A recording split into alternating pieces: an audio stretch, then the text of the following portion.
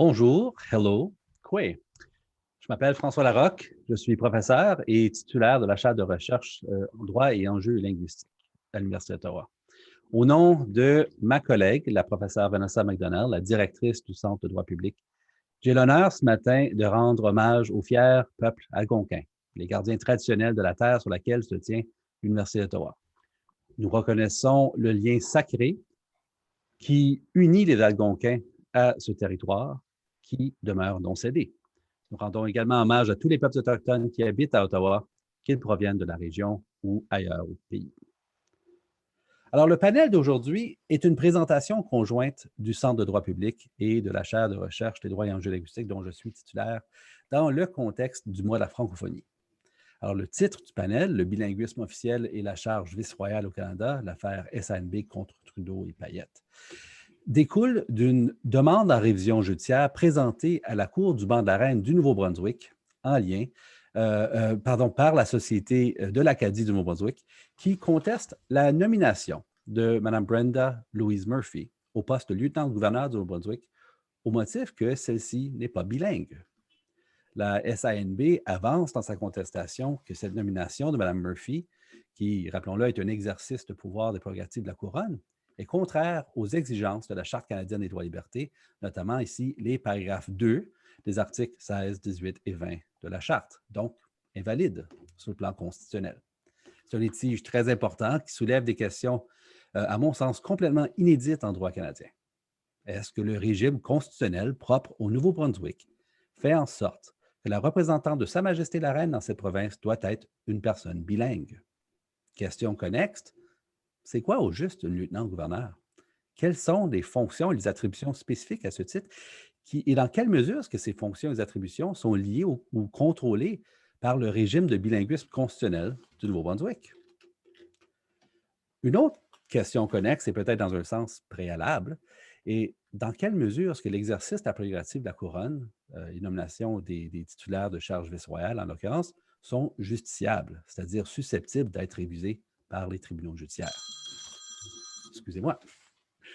Alors, pour discuter de ces grandes questions, tant sur le plan juridique que politique, nous avons la chance d'avoir avec nous une brochette extraordinaire de panélistes érudits que j'ai l'honneur de présenter maintenant dans l'ordre de leur présentation. Il s'agit de la professeure Stéphanie Chouinard, de maître Darius Bossé et Jennifer Klink, de la professeure Marie-France Fortin et du professeur Paul Daly.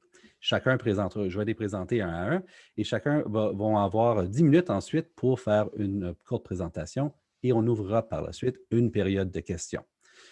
Il m'incombe comme modérateur de faire une petite mise en garde. Il s'agit ici d'une discussion sur un litige qui est présentement en cours devant les tribunaux. Il y aura donc nécessairement des limites à ce que Maître Bossé et Maître Klink pourront avancer et répondre là, dans les questions. Alors, je tiens à le souligner. Alors, laissez-moi vous présenter nos panélistes. D'abord, la professeure Stéphanie Chouinard. Stéphanie Chouinard est professeure adjointe de sciences politiques au Collège militaire royal et à l'Université Queen's. Elle a obtenu son doctorat en études politiques de l'Université d'Ottawa et a été chercheur postdoctoral à la Faculté de droit de l'Université de Montréal ainsi qu'à l'Université d'Édimbourg.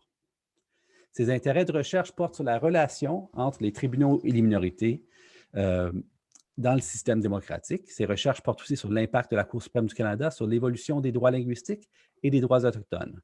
Elle s'intéresse aux accords d'autonomie territoriale et non territoriale des minorités nationales et linguistiques partout dans le monde.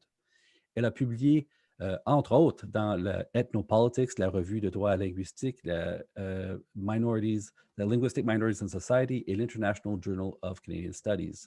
En fait, il est presque impossible de nos jours d'écouter la radio, la télévision ou de lire les manchettes de la politique canadienne sans entendre ou lire les analyses perspicaces de la professeure Chouinard. Elle est, on dirait, omniprésente et nous sommes certainement très chanceux de l'avoir avec nous aujourd'hui.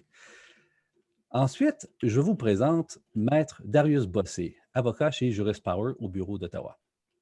Originaire de Saint-Joseph de Madawaska, dans le nord-ouest du Nouveau-Brunswick, Darius Bossé a fait ses études en sciences sociales à Moncton avant de compléter ses études en droit au programme de commandement français de l'Université d'Ottawa. Il a été auxiliaire juridique auprès du juge Henry Brown à la Cour fédérale et de la juge Suzanne Côté à la Cour suprême du Canada. Il est l'auteur de plusieurs articles scientifiques portant sur le droit constitutionnel, le droit administratif, le droit des minorités, l'interprétation des lois et aussi les droits de la personne. La pratique de Darius chez Juris Power porte presque exclusivement sur les enjeux de droit public. Il a notamment travaillé sur la contestation judiciaire relative aux droits linguistiques en matière d'éducation la plus importante depuis l'adoption de la Charte canadienne des droits et libertés, et je parle ici de l'affaire CSFCB, évidemment.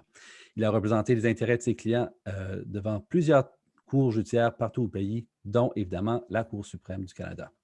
Darius est aussi, je le tiens à souligner, notamment mon avocat, dans l'affaire que le sénateur Serge Joyal et moi avons initiée relatif au bilinguisme de la Constitution du Canada, une poursuite qui a déjà fait l'objet d'un panel avec le Centre de droit public de l'Université d'Ottawa l'année dernière. Alors, je suis très ravi de le revoir ici avec nous aujourd'hui. Je vous présente maintenant Maître Jennifer Klink, qui est associée chez Juris Power au bureau de Vancouver notamment. Selon moi, Maître Klink était prédestinée à devenir l'une des expertes les plus en vue au Canada en droit linguistique en raison de ses expériences personnelles. Elle a grandi à Fredericton et à Montréal, fréquentant les écoles de la minorité linguistique dans les deux cas, donc en français à Fredericton et en anglais à Montréal. Elle détient la double formation juridique en common law et en droit civil de la faculté de droit de l'Université McGill, où elle a obtenu d'ailleurs la médaille d'argent, Aimée Jeffrion. Elle a aussi complété une maîtrise en droit de l'Université de Cambridge en tant que titulaire de la bourse du très honorable Paul Martin Père. Elle a été auxiliaire juridique à la Cour suprême du Canada dans le cabinet de l'honorable juge Marshall Rothstein. Il a ensuite travaillé dans un cabinet national au sein d'un groupe de pratique qui se consacrait au droit public et à la plaidoirie en appel dirigé par Maître Bastarache. Chez Juris Power, Maître Klink a développé une pratique nationale en contentieux civil devant les niveaux de cour, tous les niveaux de cour, et elle possède un intérêt marqué pour le droit constitutionnel, le contrôle judiciaire et la plaidoirie en appel. En outre, elle est particulièrement intéressée par le rôle que jouent le droit et les institutions afin de renforcer la responsabilité gouvernementale et le respect des droits de la personne. Elle a publié de nombreux articles sur ces questions, dont notamment, et en lien avec le thème d'aujourd'hui, un article sur la question de la révision judiciaire sur l'exercice de la prérogative royale. Elle a été avocate dans certains des litiges les plus importants à la Cour suprême du Canada des dernières années, dont l'affaire La Reine contre Como, Bessette contre Colombie-Britannique, Nevson Resources et bien entendu l'affaire aussi Conseil scolaire de la Colombie-Britannique, dont j'ai parlé tout à l'heure. Jennifer participe également à de nombreux projets bénévoles et dossiers pro bono pour Amnesty International et elle préside le comité des questions juridiques du Fonds égal pour les droits de la personne et nous sommes ravis de l'avoir avec nous aujourd'hui. La professeure Marie-France Fortin est professeure à la section de droit civil de la Faculté de droit de l'Université d'Ottawa. Elle est diplômée de la Faculté de droit de l'Université Laval. Elle détient 2 maîtrises en droit, l'une de l'Université de Harvard et l'autre de l'Université de Cambridge. C'est à cette dernière université qu'elle a complété son doctorat sur la question, notamment de la responsabilité de la couronne. La professeure Fortin a été auxiliaire juridique auprès de l'honorable Maurice Fish à la Cour suprême du Canada et a travaillé en pratique privée au sein de cabinets d'envergure nationale ainsi que pour divers ministères et organismes gouvernementaux, tant au provincial qu'au fédéral. Elle est membre du barreau du Québec depuis 2007. Récipiendaire de plusieurs prix et bourses, dont la bourse de l'Institut canadien d'études juridiques supérieures, la bourse de la Fondation Frank Knox Memorial et la bourse doctorale de la Fondation Pierre-Éliott Trudeau. Elle s'intéresse notamment au droit constitutionnel et au droit constitutionnel comparé, à l'histoire et au fondement du droit et bien sûr au droit administratif, l'objet de notre conversation d'aujourd'hui. Ses articles et ses présentations portent sur la prérogative royale, la couronne et l'immunité de la couronne. Alors, merci d'être avec nous, professeur Fortin. Et enfin, le professeur Paul Daly, mon collègue à la section de Common Law et titulaire de la chaire de recherche de l'Université d'Ottawa en droit administratif et en gouvernance. Un long titre. Professeur Daly a complété ses études ainsi qu'une première maîtrise en droit à l'Université de Cork, une deuxième maîtrise en droit à l'Université de Pennsylvania Law School en tant que boursier Fulbright et son doctorat à l'Université de Cambridge, notamment en tant que boursier de la Modern Law Review.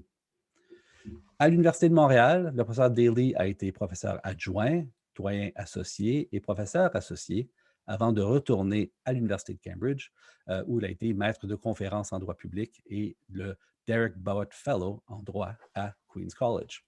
À Cambridge, il a également été directeur adjoint des études supérieures. En outre, il a occupé des postes à la Harvard Law School en tant que chercheur invité, ici à l'Université d'Ottawa, avant de nous revenir en tant que professeur remplaçant, et à l'Université de Paris 2 en tant que professeur invité. Il est membre des barreaux de New York et de l'Ontario. Il a fait son stage chez Learners à Toronto. Il a acquis une reconnaissance mondiale pour ses travaux en droit public en général et particulièrement, je dirais, en droit administratif. Ses travaux sont régulièrement cités par les tribunaux et les cours judiciaires et les tribunaux administratifs canadiens. Et son blog, primé, le Administrative Law Matters, a été le tout premier blog cité par la Cour suprême du Canada. Il utilise des ressources de sa chaire de recherche universitaire en droit administratif en gouvernance pour étudier la relation entre l'État administratif, les individus et les tribunaux. Quelle brochette impressionnante d'invités. Et donc, sans plus tarder, je cède la parole à notre première panéliste, la professeure Stéphanie Chouinard. Stéphanie, à toi. Merci beaucoup. Premièrement, j'aimerais remercier le Centre de droit public et la chaire de recherche sur la francophonie canadienne en droit et enjeux linguistiques pour l'invitation à participer à cet événement. Donc, professeur McDonald et Larocque, merci beaucoup d'avoir pensé à moi. J'aimerais aussi remercier Robert Burrows, qui est doctorant à UNB, de m'avoir permis de discuter avec lui des travaux qu'il a fait en fait sur l'affaire SANB en préparation à mon allocution d'aujourd'hui. Donc, en tant qu'intruse sur le panel, c'est-à-dire étant la seule n'émanant pas de la discipline juridique, j'ai pensé que je pourrais un peu commencer par mettre la table pour la discussion qui suivra en présentant un petit peu le contexte politique dans lequel s'insère cette cause. C'est à mon sens important parce que la décision de la SANB d'aller de l'avant avec ce litige, à mon sens, il est aussi politique que juridique. Et parce qu'il y a un aspect stratégique à la cause qui se superpose aux questions de droit dans lesquelles on pourra plonger tout à l'heure. Donc, en d'autres mots, permettez-moi un moment de tirer la couverte de mon bord, du bord des politologues, pour quelques minutes. Donc, la province du Nouveau-Brunswick, vous le savez très probablement, est la seule province bilingue du pays depuis 1969. Mais son régime linguistique va plus loin que cela. En 1981, la province a adopté une loi reconnaissant l'égalité des deux communautés linguistiques officielles de la province, protégeant notamment des institutions distinctes à la communauté francophone et anglophone. Et cette loi-là, elle a été enchâssée dans la Constitution en 1993 à l'article 16.1 de la Charte, au lendemain de l'échec de l'accord de Charlottetown. Donc, au Nouveau-Brunswick, on retrouve non seulement le bilinguisme, mais aussi la dualité linguistique qui sont enchâssées. Je pense que c'est important de faire la distinction entre les deux. En dépit de ces protections fortes, qui sont en fait plus robustes que celles qu'on retrouve du point de vue du gouvernement fédéral, le Nouveau-Brunswick est probablement l'endroit au pays où le bilinguisme et les langues officielles créent le plus de tensions.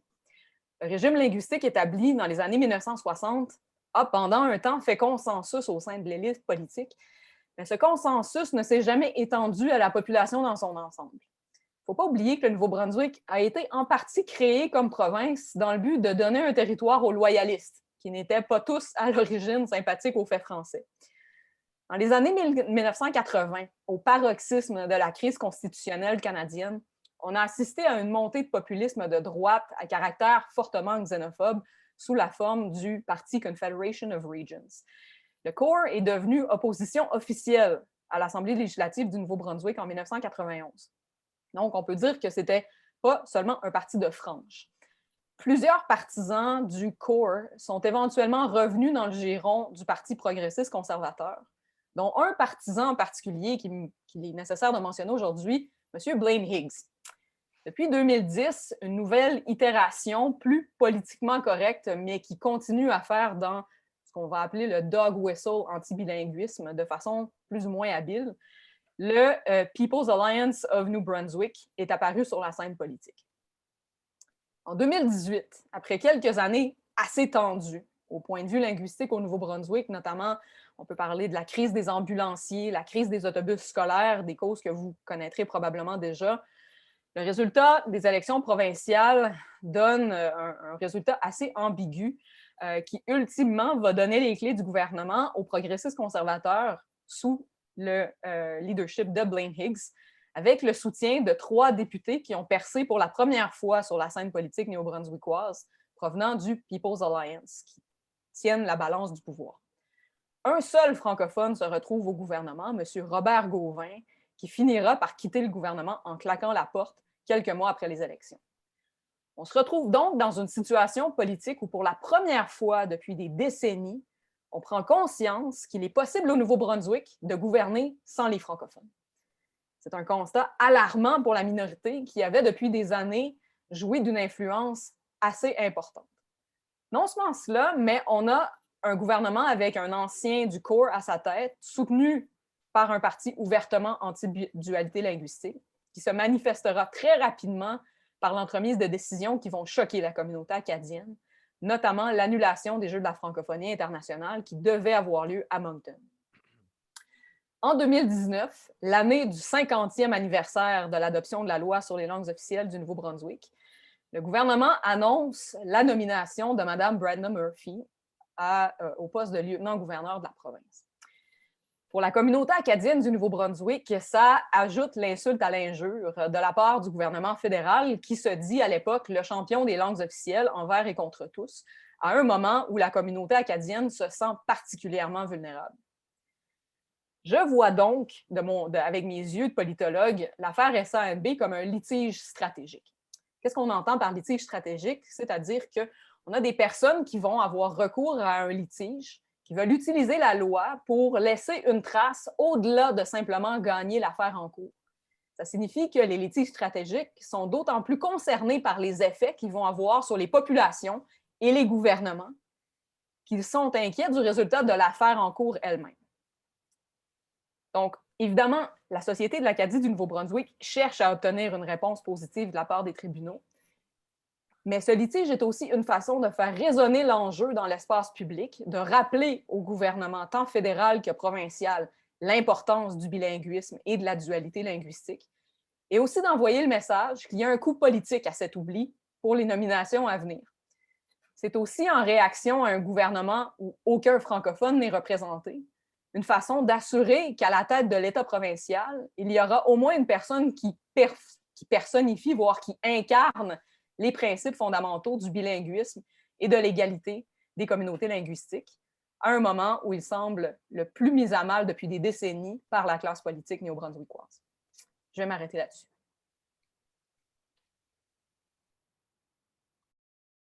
Merci beaucoup, Stéphanie. C'est, je pense, un très beau topo qui met bien la table et qui prépare le terrain à l'équipe de chez Juris Power, Maître Bossé et Maître Klink, qui nous parleront de la genèse du litige et de ses grandes questions. Alors, je vais commencer. Merci, Stéphanie. C'est effectivement intéressant de prendre ce pas de recul et voir dans quoi on s'insère. Des fois, on pense seulement au litige, on pense seulement aux quatre coins là, de la plaidoirie écrite. Alors, merci, c'est très utile. Merci aussi au Centre et à la chaire pour l'invitation. Ça fait vraiment plaisir d'être ici aujourd'hui et de parler de quelque chose qui décidément nous passionne, là, cette question-là de droit public pur. Je veux quand même réitérer la mise en garde, même si François l'a fait, mais quand on a planifié cet événement ici, on était censé avoir reçu le mémoire des intimés. Par contre, la cause est quand même complexe. Alors, les parties se sont entendues sur un nouvel échéancier. Et donc, en ce moment, on n'a pas encore le mémoire des intimés. On n'est pas trop certain qu'est-ce que les intimés, en fait, vont rétorquer aux allégations et aux arguments de la SANB.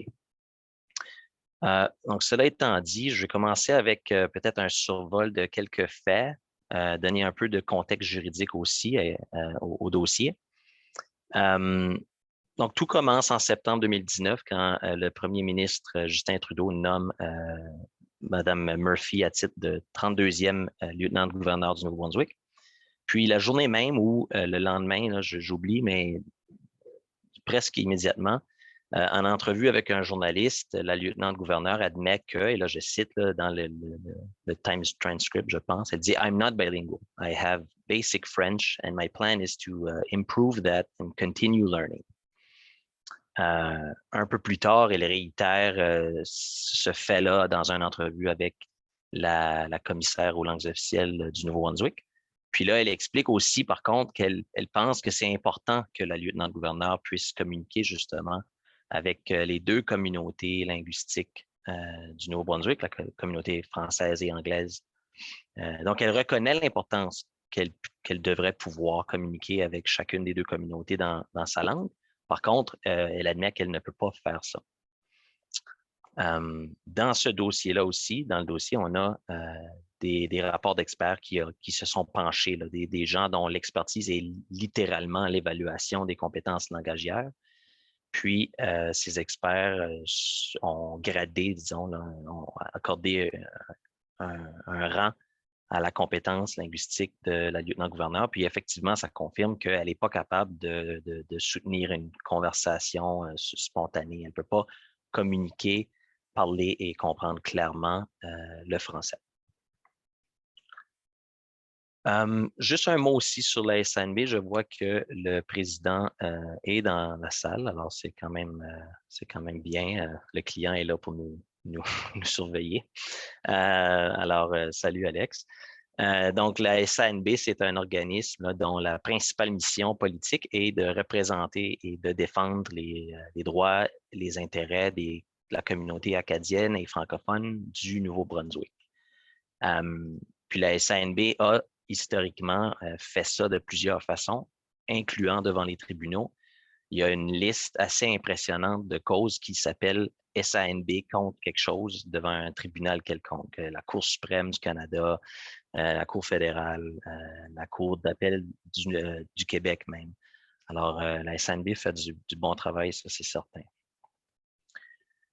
Donc, si je peux peut-être enchaîner avec le recours. Donc, il y a toute une liste d'ordonnances que la SANB recherche, mais pour les fins d'aujourd'hui, je pense qu'on va se concentrer sur deux en particulier. Donc, en tant que requérante, la SANB cherche une déclaration que le premier ministre n'a pas respecté les obligations linguistiques qui lui incombent en vertu. Et là, je liste là, les dispositions. Donc, le paragraphe 2 de l'article 16, le paragraphe 2 de l'article 18, le paragraphe 2 de l'article 20, et puis l'article 16.1 de la Charte. Et puis, cette violation découle de la nomination d'une personne qui est unilingue au poste de lieutenant-gouverneur du Nouveau-Brunswick. Donc, dans quelques instants, je vais, disons, identifier ces dispositions-là et dresser un portrait du régime vraiment unique en son genre, le régime linguistique constitutionnel qui est propre au Nouveau-Brunswick. La SANB cherche également une déclaration que la Charte exige que la personne qui est nommée lieutenant-gouverneur du Nouveau-Brunswick doit être capable de parler et de comprendre clairement les deux langues officielles. Donc, je vais passer aussi, je vais expliquer un peu c'est quoi ce critère-là. Puis ensuite, je vais céder la parole à ma collègue Jennifer. Donc, ce litige s'insère, ce recours s'insère dans un monde là, constitutionnel vraiment unique en son genre. Donc, si vous regardez la Charte canadienne des droits et libertés, il y a presque 10% de la Charte porte sur le Nouveau-Brunswick. Alors, c'est vraiment une province qui est dotée d'un régime, d'une unicité complète. Donc, par exemple, au paragraphe 2 de l'article 16 de la Charte, on voit que le français et l'anglais sont les langues officielles du Nouveau-Brunswick. Les deux langues ont un statut et des droits et privilèges égaux quant à leur usage dans les institutions de la législature. Donc, ça, c'est important. Je porte à votre attention que les obligations affectent la législature, mais également le gouvernement du Nouveau-Brunswick. Au paragraphe 18.2, on voit que les lois, les archives, les comptes rendus de la législature du Nouveau-Brunswick sont imprimés et publiés en français et en anglais, les deux versions des lois ayant également force de loi. La Cour suprême du Canada explique là, dans le renvoi sur les droits linguistiques au Manitoba que l'adoption d'une loi, en fait, ça inclut sa sanction royale. C'est une partie intrinsèque. C'est impossible de parler d'adoption d'une loi. Donc, la loi ne peut pas obtenir son caractère officiel à moins qu'elle soit sanctionnée. Ensuite, une disposition complètement unique en son genre. Elle parle de communauté. C'est une disposition qui confère des droits collectifs et non pas individuels à l'article 16.1. On peut voir que la communauté linguistique française et la communauté linguistique anglaise du Nouveau-Brunswick ont un statut et des droits et privilèges égaux. Puis ce qui est intéressant aussi et important dans le contexte de ce recours, c'est qu'au paragraphe 2 de l'article 16.1, le constituant a jugé à propos de confirmer le rôle de la législature et du gouvernement du Nouveau-Brunswick de protéger et de promouvoir le statut, les droits des deux communautés. Enfin, au paragraphe 22, le public au Nouveau-Brunswick a droit à l'emploi du français et de l'anglais pour communiquer avec tous les bureaux des institutions de la législature ou du gouvernement du Nouveau-Brunswick et pour en recevoir des services. Un autre fait intéressant à porter à votre attention, c'est que cette disposition-là va encore plus loin que l'équivalente au fédéral. Et puis la Cour suprême du Canada, dans une autre affaire justement qui porte le nom de la SNB, sous la plume du juge Bastarache, a expliqué qu'en fait, c'est un code complet. Au Nouveau-Brunswick, le public a, dans tous les cas, le droit d'utiliser le français ou l'anglais dans ses communications avec l'État. Et donc, avant de céder la parole à ma collègue, je veux juste aussi expliquer un peu. Donc, selon la SANB, le rôle que la lieutenant-gouverneur doit jouer et les obligations que je viens d'exposer fait en sorte qu'elle doit être capable de comprendre et parler clairement les deux langues officielles. Et puis ça, c'est pas anodin, le législateur lui-même, lorsqu'il a légiféré sur la langue des agents, des officiers du Parlement, a utilisé ce critère. Donc, dans la loi sur les compétences linguistiques, là, adoptée en 2013, le législateur liste une série de postes et puis associe la nomination à ces postes-là aux critères de la capacité de parler et de comprendre clairement les deux langues officielles. Alors, ce qui est intéressant dans ce dossier ici, c'est que, bien, ma collègue, juste avant qu'on obtienne le mandat d'aller de l'avant par la SNB, bien, ma collègue Jennifer Klink, dans une autre vie, avait passé une année à Cambridge, justement, à penser à cette question-là et à la révision judiciaire de prérogatives royales. Alors, je lui cède la parole pour la deuxième moitié de notre exposé. Merci beaucoup, Darius, et merci aux organisateurs de ce panel pour leur reconnaissance de l'importance de cette affaire. Donc, pour ma part, j'aborderai l'essentiel de l'argument juridique de la SANB, c'est-à-dire comment la nomination d'une lieutenant-gouverneur qui ne peut pas parler et comprendre clairement le français porte atteinte aux droits que Darius vient de présenter. Je commencerai avec la justiciabilité de l'avis du premier ministre au gouverneur général concernant la nomination d'une lieutenant-gouverneur et ensuite passerai aux atteintes à la charte. Donc, la SANB fait valoir que la conformité de l'avis du premier ministre avec les droits linguistiques des Néo-Brunswickois est manifestement justiciable. La loi constitutionnelle de 1867 prévoit que la reine détient des pouvoirs exécutifs du Canada et qu'elle est représentée par le gouverneur général et les lieutenants-gouverneurs de chaque province. Cette même loi prévoit que les lieutenants-gouverneurs provinciaux sont nommés par le gouverneur général en conseil et, en raison des conventions constitutionnelles, l'avis du conseil privé de la reine pour le Canada est, dans les faits, l'avis du premier ministre. Cet avis doit être conforme avec la charte. Je note ici que, bien que j'ai examiné les nuances de la révision judiciaire de l'exercice de la prérogative royale lors de ma thèse pour ma maîtrise, les principes applicables à cette affaire ne se retrouvent pas dans les marges controversées, mais sont plutôt clairs. Il suffit de noter 3 causes clés à cet effet. Premièrement, l'affaire Dunsmuir nous enseigne que la primauté du droit veut que tout exercice de l'autorité publique procède de la loi. Tout pouvoir décisionnel est légalement circonscrit par la loi habilitante, la common law, le droit civil ou la Constitution. Deuxièmement, dans l'affaire Canada contre Cotter, la Cour suprême nous rappelle ce qu'elle avait confirmé dans les premières années de la Charte, dans Operation Dismantle. Même les pouvoirs exécutifs hautement discrétionnaires sont assujettis à la révision judiciaire pour assurer leur conformité avec la Charte. La Cour dans Cotter dit, et je cite, « Lorsqu'il exerce les pouvoirs que lui confère la common law en vertu de la prérogative royale, l'exécutif n'est toutefois pas à l'abri du contrôle constitutionnel.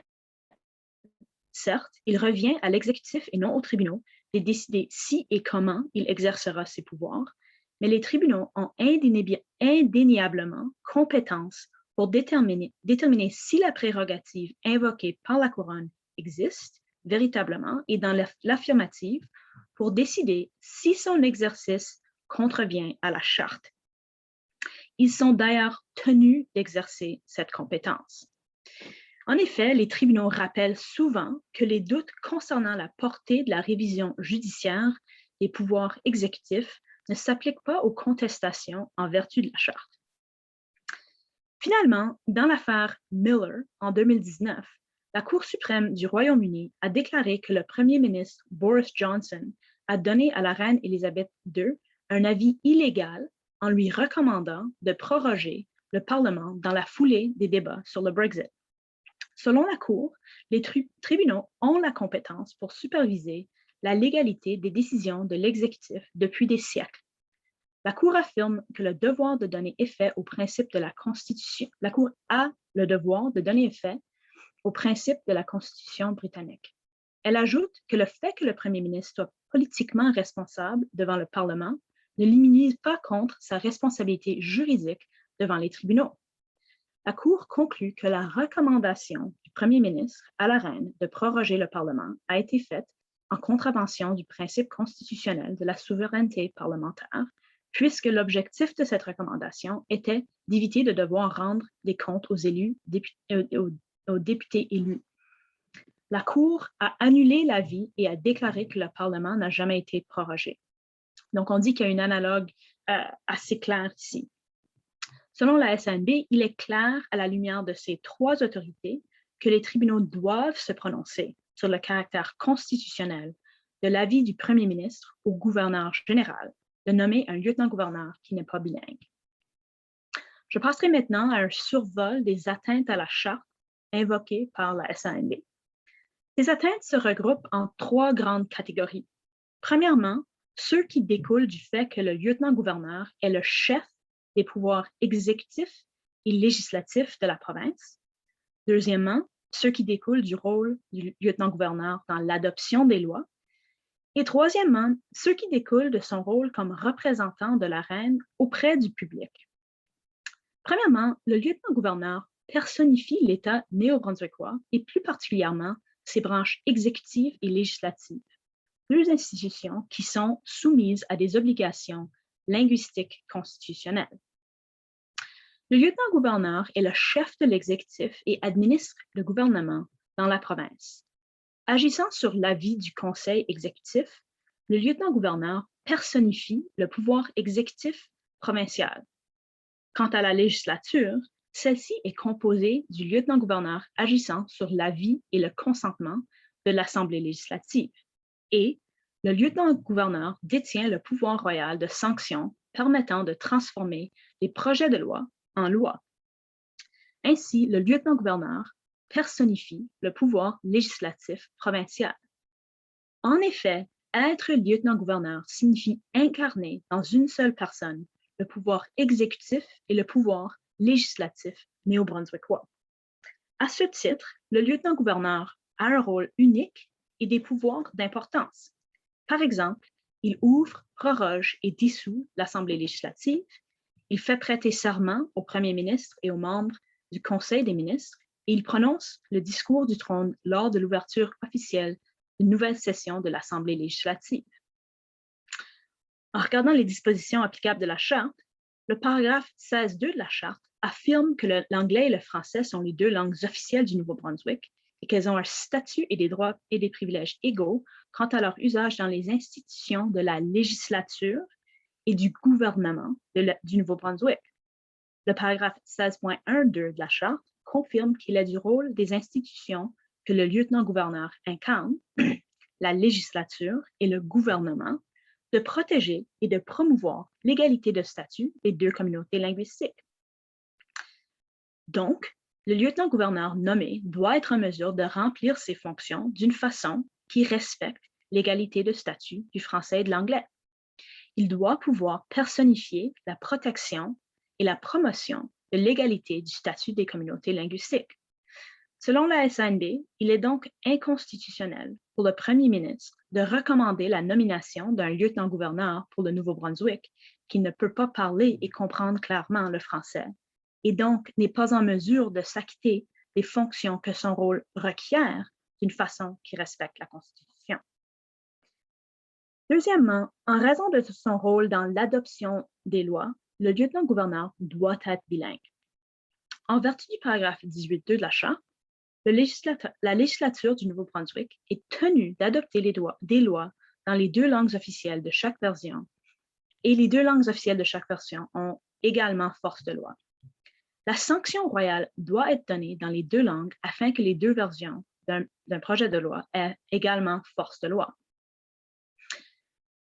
Comme Darius l'a mentionné, dans le renvoi sur les droits linguistiques au Manitoba, la Cour suprême a tranché que la sanction est d'une importance si capitale dans le processus législatif qu'elle est toujours nécessaire pour conférer valeur officielle à un texte de loi. La SANB fait valoir que la nomination d'un lieutenant-gouverneur incapable de comprendre la version française d'un projet de loi qu'il sanctionne vide la sanction de sens et porte ainsi atteinte au paragraphe 18.2 de la Charte et aussi au statut égal des deux langues officielles garanties par le paragraphe 16.2.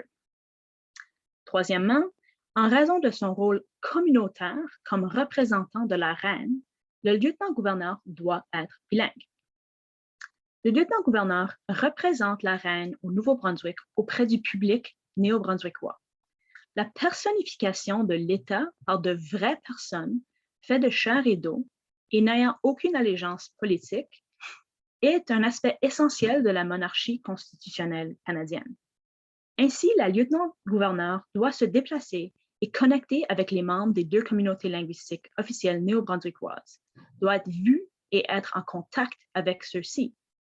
En effet, le lieutenant-gouverneur performe de nombreuses activités sociales.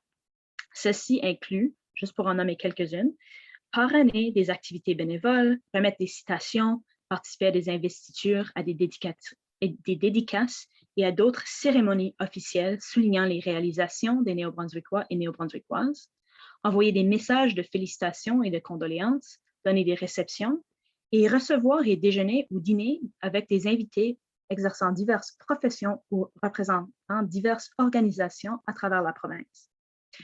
Pour pouvoir entrer suffisamment en communication avec les citoyens de la communauté linguistique française, pour pouvoir développer ce sentiment communautaire que ce représentant de la reine doit développer, le lieutenant-gouverneur doit avoir la capacité de parler et de comprendre clairement les deux langues officielles. Puisqu'il relève de l'essence de la fonction de chef officiel de l'État du Nouveau-Brunswick de devoir converser avec le public, de prononcer des discours et d'assister à des événements, l'égalité réelle n'exige rien de moins que la capacité de parler et de comprendre clairement les deux langues officielles.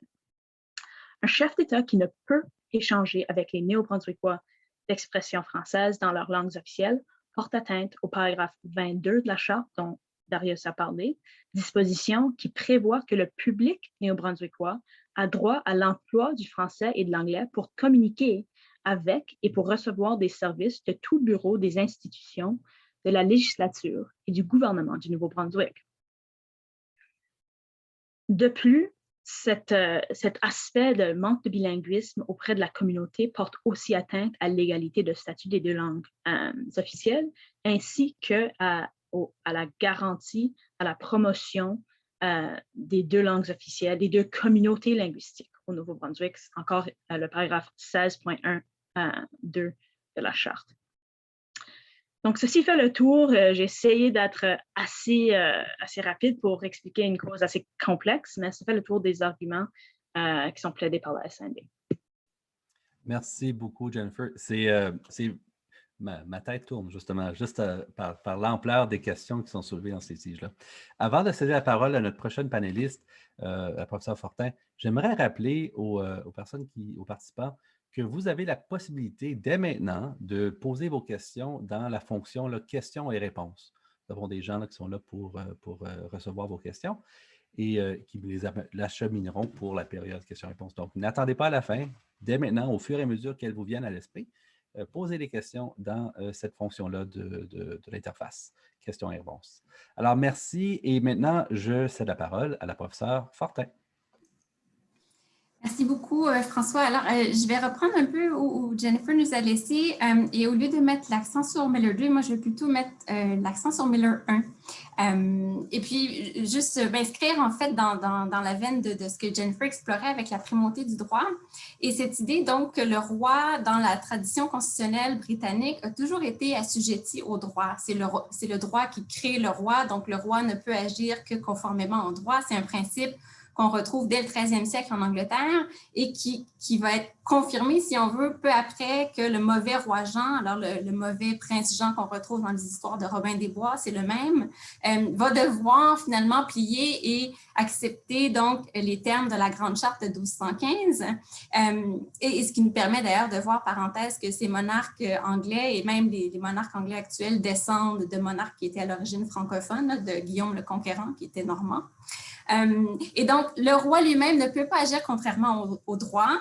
Forcément, ses représentants royaux, donc, n'ont pas cette capacité-là non plus. C'est un principe fondamental en droit constitutionnel anglais qu'on a perdu un peu de vue au 18e, au 19e siècle, mais qu'on retrouve avec Opération Dismantle au Canada, avec Kader et qu'on retrouve aussi dans l'affaire GCHQ, où Lord Ruskell nous disait à la Chambre des Lords, ce n'est pas parce que c'est un pouvoir qui est un pouvoir de prérogative que la nature de ce pouvoir-là fait en sorte que c'est nécessairement à l'abri du pouvoir de surveillance des tribunaux judiciaires. Donc, on retrouve donc ce principe-là de primauté du droit, d'assujettissement de la prérogative royale au pouvoir de surveillance des tribunaux.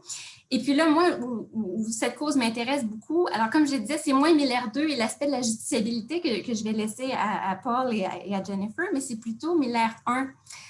Donc, Miller 1 qui est rendu au moment où le Royaume-Uni veut quitter l'Union européenne et le premier ministre ou la première ministre à l'époque veut utiliser son pouvoir de prérogative en matière d'affaires étrangères pour signifier à l'Union européenne le désir du pays de quitter donc cette organisation supranationale. Et les tribunaux anglais vont dire non parce que ici, on a des droits qui ont été conférés aux gens qui résident au Royaume-Uni et d'utiliser la prérogative de cette façon-là, ça retirerait à des gens des droits qui leur sont acquis et on ne peut pas utiliser la prérogative royale pour retirer des droits à quelqu'un. Il faut que le Parlement intervienne, ce qui a été fait par la suite. Donc, si on se base sur ce principe-là et qu'on regarde donc les droits qui sont en cause ici, notamment via 16.2 et aussi 22 donc de la Charte, les droits qui sont conférés à la minorité linguistique au Nouveau-Brunswick, je pense que là où la Cour suprême est déjà intervenue, c'est justement dans l'affaire SANB contre Canada. Donc, c'est cette affaire qui portait sur la GRC, qui effectuait les pouvoirs de police au sein du Nouveau-Brunswick de façon contractuelle. Alors, le Nouveau-Brunswick avait demandé à la GRC de s'acquitter de ces devoirs de police-là. Et sous la plume du juge Bastarache, la Cour suprême va définir très largement les services qui sont rendus à la population et va nous dire, oui, effectivement, ici, la GRC doit se plier à cette obligation-là de 22 de pouvoir donc agir, interagir avec les gens en français et en anglais. Donc, le bilinguisme qui était interprété de façon très large.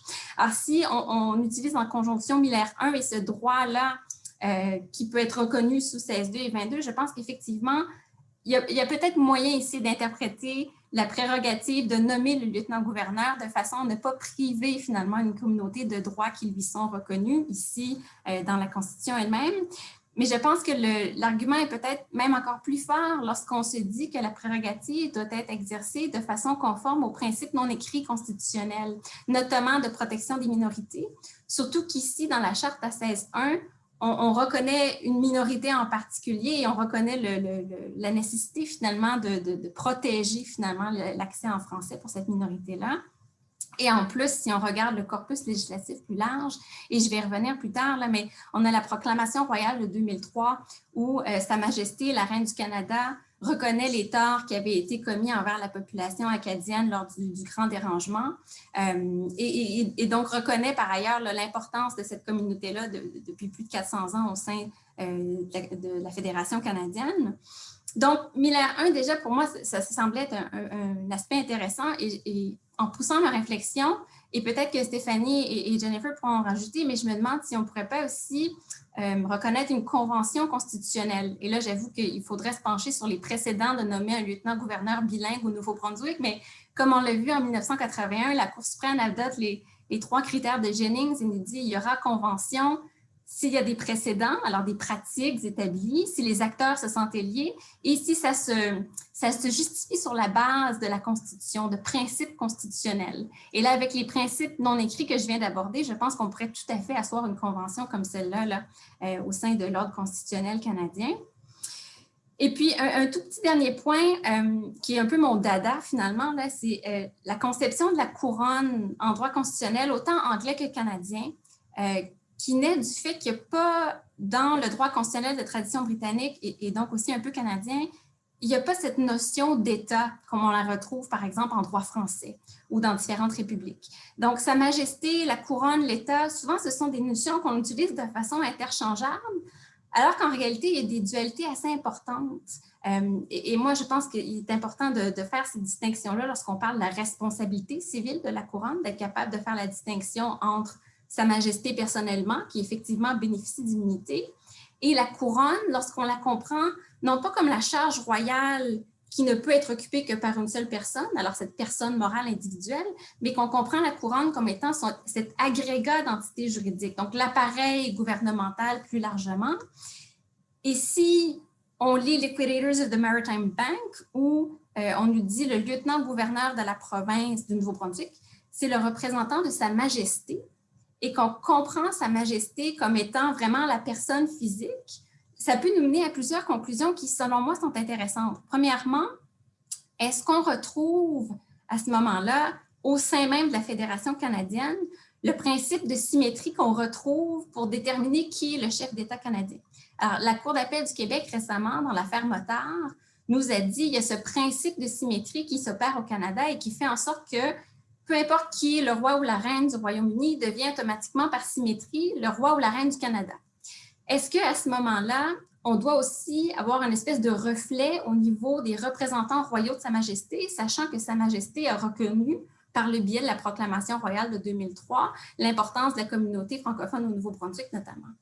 Mais c'est aussi que si on fait cette distinction entre donc, la charge royale et la personne qui occupe la charge royale, comme la Cour d'appel du Québec l'a fait, c'est qu'on peut se dire alors j'ai la charge royale qui n'est occupée que par une seule personne, mais cette charge royale, elle est différente des règles de succession, par exemple, pour pouvoir accéder à cette charge royale. Et c'est ce que la Cour d'appel du Québec nous dit, c'est différent. La charge de la reine, c'est différent des règles de succession, donc des règles qui nous déterminent les critères d'éligibilité pour accéder à cette charge royale. Alors, pour ce qui est de la charge royale elle-même, Sa Majesté du chef du Canada, les règles de succession sont purement britanniques, nous dit-on. Elles ne font pas partie du droit constitutionnel canadien. Mais moi, je me pose la question, mais alors, pour la charge royale des lieutenants-gouverneurs, est-ce que la province ou les provinces au Canada ne seraient pas capables d'agir au niveau législatif pour justement adopter ces règles de succession, comme le Parlement britannique peut le faire en ce qui concerne Sa Majesté? Et si c'est le cas, donc, c'est la Cour suprême qui nous le dit dans CEFPO. Il y a certaines parties de la charge de lieutenant-gouverneur qu'on ne peut pas toucher, mais c'est ce qui concerne essentiellement les rôles, les pouvoirs du lieutenant-gouverneur.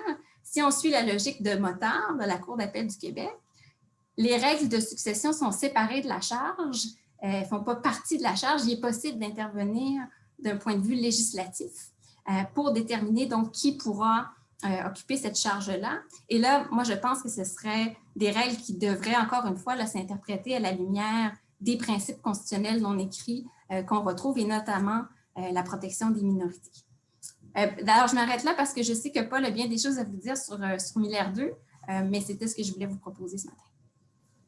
Merci beaucoup. Et tu nous as donné beaucoup de matière à réflexion sur lesquelles j'ai hâte de revenir dans la période de questions-réponses. Alors, maintenant, le dernier, mais pas le moindre, le professeur Paul Daly. Merci beaucoup, François, et merci aux organisateurs de l'invitation.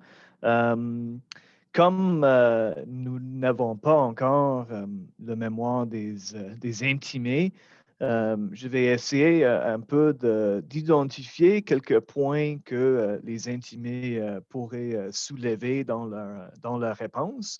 Je dois dire que François t'a dit au tout début qu'on fait face à des questions inédites en droit constitutionnel canadien et je suis tout à fait d'accord avec toi. Et je suis très content de ne pas être le juge qui aura tranché dans cette affaire. C'est novateur et je pense que Jennifer et Darius, dans leur mémoire, ont fait un travail vraiment remarquable qui est très impressionnant. Mais bon, qu'est-ce que le gouvernement pourrait dire en réponse? Il y a trois éléments que je vais aborder. Je vais parler d'abord de la réparation, des réparations recherchées par les demandeurs. Deuxièmement, je vais parler de la justiciabilité. Je vois que mon collègue John Marquise est déjà très actif dans la boîte questions et réponses et je vais justement, John-Marc, aborder ces questions-là. Je pense qu'il y a effectivement matière de réflexion. Et troisièmement, je vais parler un peu de l'analyse que les demandeurs font des articles 16 et suite de la charte et juste en parler un peu. Alors d'abord, les demandeurs cherchent une déclaration, une série de déclarations. On cible à la fois le conseil du premier ministre ou le cabinet fédéral ou à la gouverneure générale et aussi la décision de la gouverneure générale elle-même. Et là, il y a une distinction importante à faire. Est-ce qu'on cible la décision, disons, du premier ministre ou de la gouverneure générale? Nous savons que dans Miller 2, la Cour suprême britannique a fait la distinction et en l'espèce, ils ont dit on peut déclarer illégal et invalide le conseil du premier ministre sans nécessairement remettre en question les actions de la reine elle-même. Et je pense alors que la distinction est tout à fait légitime. Cela dit, si j'étais un juge siégeant et on me demandait d'invalider la nomination du lieutenant-gouverneur, j'aurais des réserves. Est-ce qu'en invalidant la décision de la gouverneure générale, ça mènerait à la conclusion que toutes les actions faites par le lieutenant-gouverneur pendant sa période en tant que lieutenant-gouverneur sont invalides. Est-ce que ça veut dire que toutes les sanctions royales qu'elle a posées aux lois, au projet de loi au Nouveau-Brunswick sont invalides? Est-ce que tout tombe? Est-ce que toutes les branches tombent avec la lieutenant-gouverneur? Je m'inquiéterais à ce niveau-là. Je pense que la solution pour la Cour, si elle vient à la conclusion qu'il y a lieu d'intervenir, est de faire la distinction entre la décision du premier ministre, qui était, on peut déclarer que c'était illégal, sans nécessairement invalider la décision de la gouverneure générale, ou tout simplement dire que la Cour va donner une déclaration à l'effet que la nomination était invalide, sans pour autant nécessairement remettre en question les actions de la lieutenant-gouverneur. Il serait néanmoins difficile d'éviter SAMB 2 ou une autre cause où des personnes essaient de remettre en question la validité des actes, des actions du lieutenant-gouverneur qui était nommé de façon illégale. Et je pense que sous l'égide de l'article 24 de la Charte, il y a peut-être aussi la flexibilité, comme dans CADR, il y a peut-être la flexibilité pour éviter de graves conséquences, mais c'est matière à réflexion. Deuxièmement, sur cette question de justiciabilité. J'ai deux choses à dire essentiellement. Une chose sur l'article 32 de la Charte et une autre chose sur le fait que le pouvoir en question, c'est le pouvoir de nommer un lieutenant-gouverneur, se trouve dans l'article 58 de la loi constitutionnelle de 1867. Alors, si je regarde l'article 32 de la Charte, je constate que la Charte s'applique au gouvernement du Canada. Alors, je n'ai pas de problème à accepter que le premier ministre et le cabinet fédéral font partie du gouvernement du Canada au fin de l'article 32 de la Charte. Mais est-ce que la gouverneure générale fait partie du gouvernement du Canada au fin de l'article 32 de la Charte? Quelque part, la couronne et ses représentants sont l'État. Ils ne sont pas, le gouvernement du pays.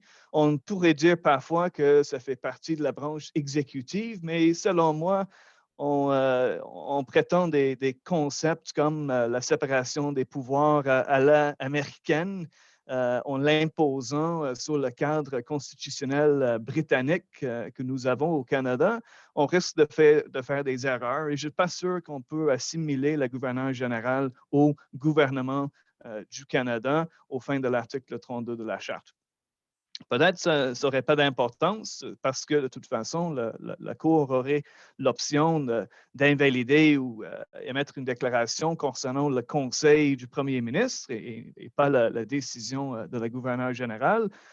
Mais bon, c'est une question à se poser. Deuxièmement, le pouvoir de nommer les lieutenants-gouverneurs se trouve dans l'article 58 de la loi constitutionnelle de 1867. Alors, il est vrai que dans Operation Dismantle et dans CADR, la Cour suprême était très claire que des exercices de pouvoir de prérogative sont assujettis à la Charte. Et lorsqu'il y a une question d'un droit protégé par la Charte, dès qu'il y a un droit engagé, on peut juger la conformité de l'action exécutive avec la Charte. Mais dans CADR et dans Operation Dismantle, on parlait d'un pouvoir de prérogative pur, si vous voulez. C'était un pouvoir de prérogative en matière de relations internationales. Il n'y a aucune question que ça relève du gouvernement du Canada. Bon, mais ici, on n'a pas un pouvoir exécutif pur, un pouvoir de prérogative pur. On a un pouvoir qui se trouve dans la Constitution. Et il y a des décisions, surtout en lien avec le privilège parlementaire, où la Cour suprême dit qu'on ne peut pas utiliser une partie de la Constitution pour contrer ou invalider une autre partie de la Constitution. Si je regarde la jurisprudence de la Cour fédérale en matière des demandes de contrôle judiciaire à l'égard du gouverneur général, je constate aussi que sous-jacent dans ces décisions-là, sous-tendant ces décisions-là, il y a la suggestion que lorsqu'il s'agit d'un pouvoir qui se trouve dans une autre partie de la Constitution canadienne, que le cadre analytique est différent. Et ça se peut alors que même si la Cour suprême a dit dans l'Operation Dismantle et dans CADR et a dit clairement que la prérogative, on va toujours valider sa conformité avec la Charte, ça se peut que puisque le pouvoir de nommer des lieutenants-gouverneurs se trouve dans l'article 58 de la Constitution, qu'une autre analyse s'impose. John Mark nous rappelle de l'arrêt Samson de la Cour fédérale en 1998. John Mark a une excellente mémoire. C'est une décision rendue sur le banc concernant une demande interlocutoire d'empêcher la nomination des sénateurs, d'un sénateur qui n'était pas élu, pas nommé conformément aux exigences de la loi albertaine. Et on y dit que c'est une question qui est non justiciable. Et parce que les nominations au Sénat, ou en partie, le raisonnement est que les nominations au Sénat se trouvent dans la Constitution. Ce n'est pas un exercice de prérogative pure nécessairement. Et si jamais il y a une possibilité de non-justiciabilité ou si jamais on dit que Operation Dismantle et CADR ne sont pas tout à fait aptes pour ce qui est des pouvoirs qui se trouvent ailleurs dans la Constitution, en regardant la jurisprudence de la Cour fédérale, je pense que l'arrêt le plus important en matière de justiciabilité, c'est l'analyse de juge Stratus dans Hupakasat, c'est 2015 CAF 4, 2015 CAF 4, et il dit au paragraphe 66, dans de rares cas, les exercices du pouvoir exécutif s'appuient sur des considérations idéologiques, politiques, culturelles, sociales, morales et historiques qui ne peuvent être soumis au processus judiciaire ou qui ne prêtent pas à l'analyse judiciaire. Alors, si la porte est légèrement ouverte quant à la question de justiciabilité, je pense que le gouvernement pourrait très bien dire, regardez, là, c'est un exercice de jugement politique qui devrait tomber dans une catégorie non justiciable, même à l'égard de la Charte. Voilà, deuxième point. Troisième point, tout rapidement, j'ai beaucoup aimé l'analyse des articles 16 et ainsi de suite de la Charte. L'analyse me rappelait de l'analyse qu'on fait parfois des articles 96 à 101 de la loi constitutionnelle de 1867 portant sur le pouvoir judiciaire au Canada. On ne lit pas nécessairement littéralement ces dispositions-là. On dit qu'il en découle des principes fédérateurs, des principes normatifs comme l'indépendance judiciaire, qui est en soi capable d'invalider une action exécutive. Et je pense qu'il y a un lien à faire à cet égard-là. C'est un genre d'analyse qui est controversé, mais c'était déjà fait dans le renvoi sur la rémunération des juges, ainsi que dans Trial Lawyers et des affaires de même de la Cour suprême. Voilà pour moi pour l'instant.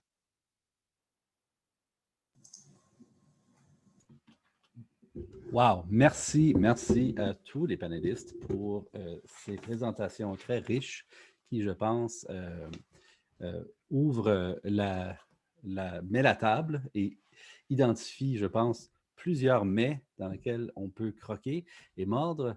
C'est ce que je m'apprête à faire. Je vais peut-être me permettre, en tant que prérogative du modérateur, une première question avant de prendre quand même quelques bonnes questions qu'on a eues dans la fonction chat. Et là, je vais révéler mon ignorance à moi sur la jurisprudence constitutionnelle, surtout les causes plus obscures comme l'affaire Samson, que j'avoue humblement que je ne connaissais pas. Et donc, je ne sais pas si Paul ou n'importe qui voudrait répondre à ceci, mais comment est-ce qu'on a pu conclure à la non-justiciabilité de la nomination des sénateurs à la lumière de l'affaire Edwards? Il me semble que c'est assez élémentaire, l'affaire Edwards, la fameuse cause personne qui portait sur la nomination des femmes au Sénat. Comment est-ce que cette question-là, tout à coup, est devenue non justiciable dans l'affaire Samson? Pour ma propre culture, s'il vous plaît. Est-ce qu'on peut passer à d'autres questions que je relise Samson pour pouvoir répondre à cela? À moins que quelqu'un d'autre veut s'hasarder à répondre ou connaît un élément de réponse à celle-là, mais il me semble que... Mais On avait est-ce que déjà- pardon, François, mais est-ce que dans Edwards, on contestait pas la nomination en tant que telle, mais c'était plutôt une interprétation, non, de la loi constitutionnelle de 1867? Donc, le mot personne, forcément, comme incluant les femmes. Alors, c'est ça la distinction ici à faire entre une contestation d'une nomination spécifique par opposition à l'interprétation d'un texte constitutionnel. Ça a de l'allure. Merci. Bon, alors écoutez, je vais plonger dans le chat et je vais prendre en fait la dernière question qui est rentrée parce que d'ailleurs, Paul a improvisé des réponses à certaines questions qui ont rentré au fur et à mesure. Donc, je vais commencer par la dernière qui m'apparaît très pertinente. La question est la suivante. Sur l'aspect de remettre en question la validité des actes du lieutenant-gouverneur, peut-on faire des parallèles avec le renvoi sur les droits linguistiques du Manitoba pour l'étendue de l'autorité des tribunaux? Ou est-ce que la clarté de l'article 23 de la loi sur Manitoba se distingue ici du pouvoir de nomination qui a été mal exercé potentiellement dans cette affaire? J'ouvre la question à quiconque. Mais moi, je dirais que les juges ont beaucoup de flexibilité et surtout que les réparations ici sont recherchées sous l'égide de l'article 24 de la Charte. On pourrait juste émettre une déclaration puis laisser ça là. Ça n'empêcherait pas qu'une autre personne pourrait venir par la suite, essayer de dire que toutes les sanctions royales sont invalides.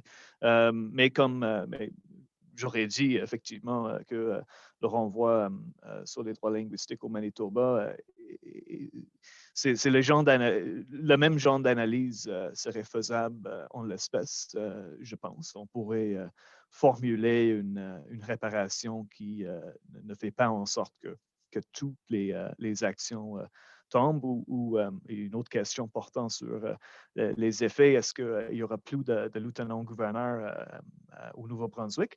Pas nécessairement. On pourrait juste déclarer que la nomination est inconstitutionnelle et attendre à ce que Mme Murphy fasse la chose honorable. Super. Et justement, encore en répondant à cela, Paul, tu es très, très habile. Tu réponds à deux questions à la fois. C'était une des questions dans le chat, à savoir justement si la conséquence de l'ordonnance qui est demandée ici aurait pour effet de laisser potentiellement le Nouveau-Brunswick sans lieutenant-gouverneur et qui occupe ce poste-là. Alors, on a parlé de l'affaire Samson et on a parlé de l'article 58. Parfait. Alors, en absence de d'autres questions dans le chat, je vais encore m'amuser moi-même. Ah, je vois Stéphanie lève la main. À toi la parole, s'il vous plaît. Professeur Oui, en Chenard. fait, je voulais revenir sur un des items que la professeure Fortin a apporté sur les conventions constitutionnelles. Après vérification, parce que je voulais m'assurer de ne pas me tromper, mais c'est bien ce que je me souvenais. Donc, avant Mme Murphy, la lieutenant-gouverneur Jocelyne Roy-Viano, qui est bien connue de la communauté universitaire, elle était bilingue, mais juste avant elle, c'était l'honorable Graydon Nicholas, qui était d'ailleurs le premier lieutenant-gouverneur autochtone, la Première Nation malécite à avoir été nommé, et il ne parlait pas français. Donc, ce serait difficile compte tenu du manque de continuité évident dans les nominations là, de parler d'une convention.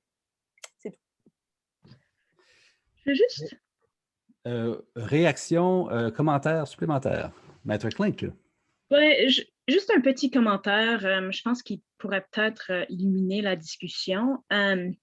C'est quelque chose qui m'a frappé lors de la rédaction de l'article sur la révision judiciaire de l'exercice des prérogatives royales, mais il y a souvent comme une erreur analytique qui se pose où il est prétendu qu'il existe au Canada comme des zones d'immunité ou zones d'activité gouvernementales qui sont complètement immunisées de la révision judiciaire.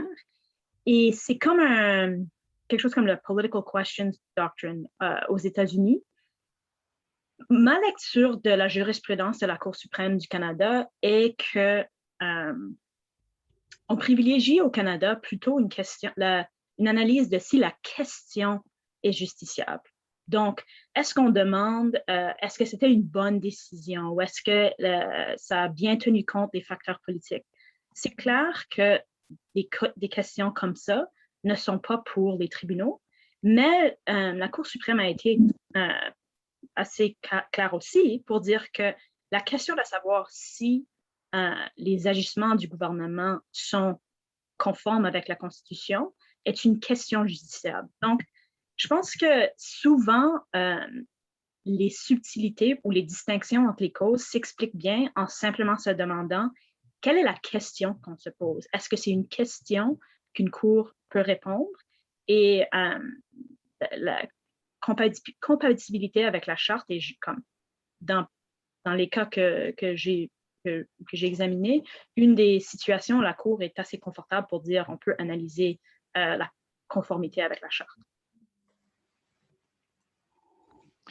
En enlevant mon chapeau de trouble fait, je suis complètement d'accord avec l'analyse de Jennifer à cet égard. Et je pense que si on regarde non seulement au Canada, mais ailleurs dans le monde de common law, c'est l'analyse qui s'impose de la jurisprudence. Reste que au ministère de la Justice du Canada, il y en a qui croient que cette idée de pouvoir constitutionnel est importante et qu'il y a lieu à faire des distinctions assez fines et précises entre différents types de pouvoirs, de prérogatives. Et je suis sûr que ça va être soulevé, mais je pense que j'irai dans le sens de Jennifer si c'était à moi à répondre à cette question-là. Et pour ceux qui ne l'ont peut-être pas vu, j'ai mis dans le chat le lien vers l'article dont on ne cesse de parler de Jennifer, qui est paru dans Alberta Law Review et qui est très bon. J'ai une question moi aussi, en attendant que d'autres apparaissent dans le chat. Et je lance à tout le monde la question suivante. On parle ici du Nouveau-Brunswick, c'est un litige par SANB au Nouveau-Brunswick, qui porte évidemment sur les dispositions constitutionnelles propres à cette province-là, des dispositions uniques par ailleurs. Mais là, je me demande, mutatis mutandis, est-ce que les mêmes arguments valent pour le fédéral? Est-ce qu'on peut faire des arguments similaires par rapport aux exigences de bilinguisme du gouverneur général lui-même ou elle-même à l'échelle fédérale? Et j'ai vraiment été, justement, comme je pense que c'était Marie-France qui a signalé puis qui a rappelé justement que la couronne, la nôtre, notre chef d'État, est descendant des rois normands, de la conquête normande. Parce que j'avais un fait que je connaissais, mais que je ne voyais pas justement la pertinence. Mais initialement, là, je la vois. Et là, en fait, je me rappelle, et encore si on n'a pas besoin de retourner à 1066, à la conquête normande, quand on pense que les représentants de la reine en question, Élisabeth ici, elle est même bilingue. Elle parle un très beau français. Est-ce que ça, en soi, elle devrait jouer dans la balance quand on choisit nos représentants de la couronne ici au Canada, un pays constitutionnellement bilingue et dans une province constitutionnellement bilingue? Je lance la question à toutes. À qui le veut?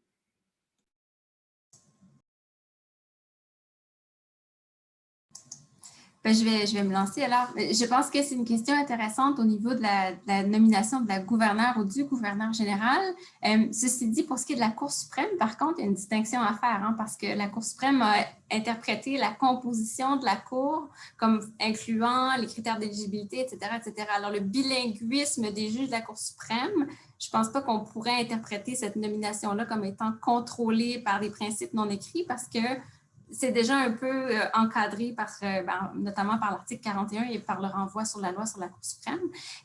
Mais je pense que c'est une question qui est ouverte de savoir si effectivement, lorsqu'on nomme un gouverneur général, on doit s'inspirer d'une part des principes non écrits, donc notamment en respect des minorités au sein du Canada, mais de cette espèce de principe de symétrie qui est tout à fait nouveau. Dans la jurisprudence, la Cour d'appel a rendu sa décision au printemps dernier. Alors, jusqu'où va ce principe de symétrie finalement? Est-ce que ça se répercute sur les représentants royaux? C'est une question qui est ouverte.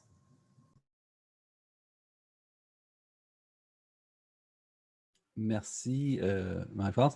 Et dans le chat, on rappelle par ailleurs, et je ne sais pas si cela influence ou anime la réponse ou vous inspire des commentaires, que le pouvoir de nommer le gouverneur général est purement prérogative. Et est-ce que ça change l'analyse ou distingue l'analyse ici qui a été présentée par SANB? On tombe encore dans cette distinction entre des pouvoirs prérogatifs et les pouvoirs constitutionnels.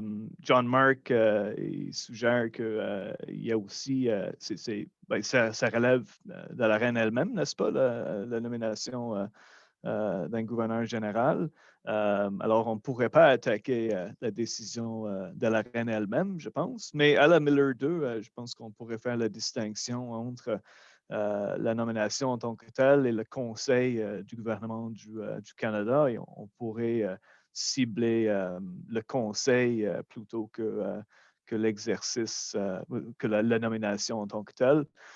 Mais encore, il faut se comporter avec cette distinction entre pouvoir prérogatif et pouvoir constitutionnel.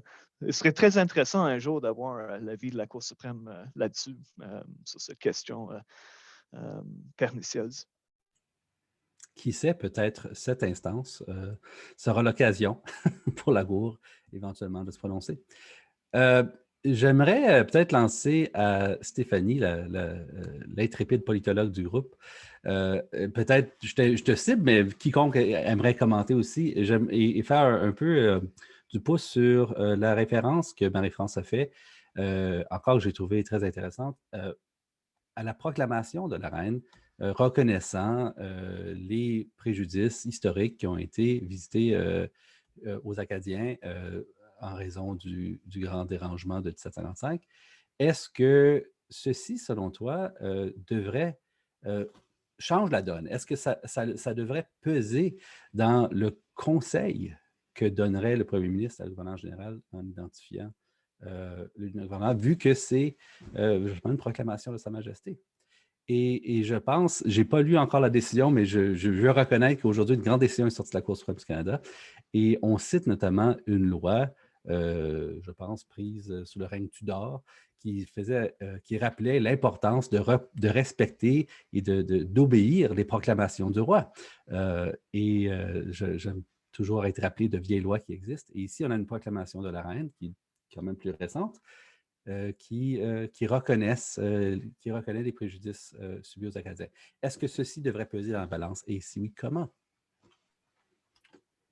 C'est une très bonne question. Si ma mémoire ne me fait pas défaut, l'historique de cette excuse-là, en fait, provenait d'un député québécois qui s'était découvert des racines acadiennes et qui avait décidé de pousser ce dossier-là et qui avait demandé non seulement des excuses, mais aussi des réparations monétaires pour l'acte fatidique de 1755.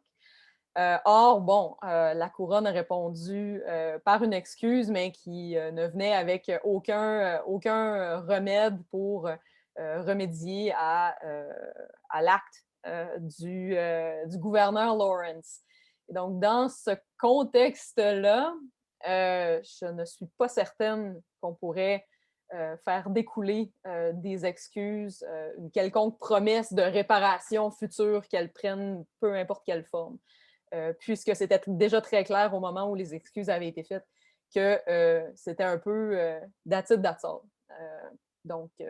Mais je serais curieuse d'entendre les juristes là-dessus qui ont peut-être de l'expérience d'autres types d'excuses et de ce qui en a découlé par la suite. Là.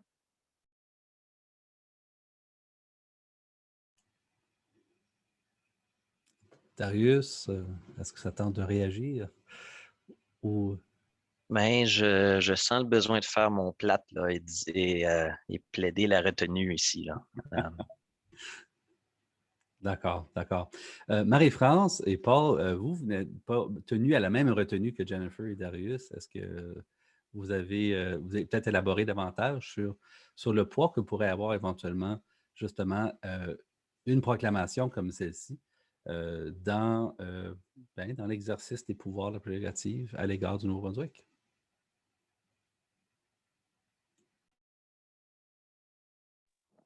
Je me rappelle d'un excellent article de mon ancien collègue Sophie Morin de l'Université de Montréal qui s'appelle S'excuser, qui a été publié dans la revue juridique Thémis il y a quelques années. Mais bon, j'ai pas. Lorsqu'on parle de principes non écrits et de conventions constitutionnelles, on est toujours dans une zone où on peut bricoler des arguments à partir de toutes sortes de sources. Et bon, comme le professeur Fortin dit, il est possible de regarder les actions de la couronne pour effectivement bonifier l'argument qu'il y a des éléments sérieux qui doivent être pris en considération dans l'exercice de ce pouvoir, et s'ils ne sont pas pris en considération, la légalité de la nomination est problématique.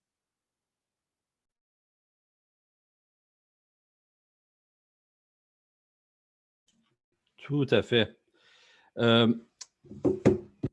D'accord. Et j'hésite entre savoir si je devrais, à ce point-ci, en regardant l'heure, ouvrir une autre question ou non. J'en vois toujours pas dans le chat. Moi, j'en ai plusieurs. Mais on prévoyait terminer en 5 minutes. Vanessa, est-ce que tu penses que c'est un bon temps de terminer ou est-ce que j'ai le temps d'une autre question, selon toi? C'est à vous, la chaire. Merci, cher collègue. Alors, moi, je veux revenir un peu, je veux revenir sur la question fédérale. Est-ce que l'adoption de la charte vient changer la donne par rapport au gouverneur général du Canada, selon vous, par rapport à ses compétences linguistiques?